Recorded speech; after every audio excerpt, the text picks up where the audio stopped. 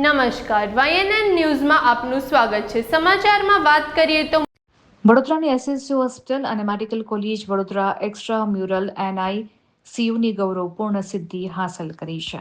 દાહોદ ખાનગી હોસ્પિટલમાં જન્મેલા 3 બાળકોને સઘન સારવાર આપીને જીવ બચાવ્યા છે।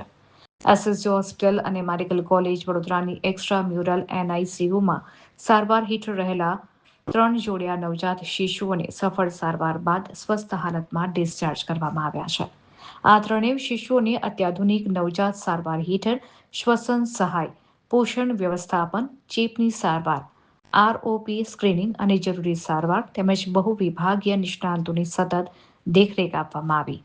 નવજાતના જીવનના 58મા દિવસે સંતોષકારક વજન વૃદ્ધિ અને સ્થિર તબિયત સાથે ત્રણેય શિશુઓને સફળતાપૂર્વક ડિસ્ચાર્જ કરવામાં આવ્યા હતા। રિપોર્ટર રાહુલ રાજપૂત।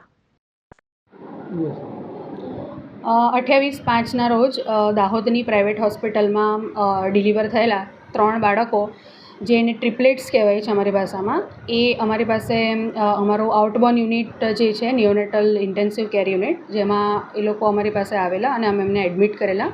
3 બાળકો પૈકી 2 બાળકો મેલ ચાઇલ્ડ હતા અને 1 ફિમેલ ચાઇલ્ડ છે અને ત્રણેયના વજન અંદાજિત અરાઉન્ડ 900 જેવા હતા અને બાળકો જે અધૂરા મહિને જન્મેલા હતા, લગભગ 28થી 30 વીક જેવું કહેવાય, એટલે 7.5 મહિના કે જેવું ડિલિવરી એમની થઈ ગયેલી અધૂરા મહિને અને એ બાળકો અત્યંત ગંભીર પરિસ્થિતિમાં અમારી પાસે આવ્યા હતા।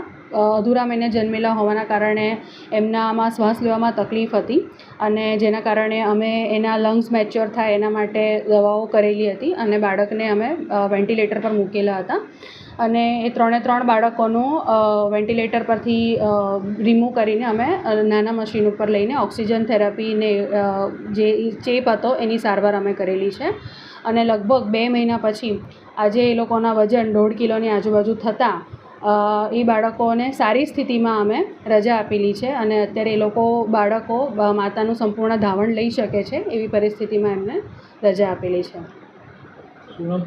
Doctor Rinki Shah. Subscribe now and press the bell icon. Never miss an update.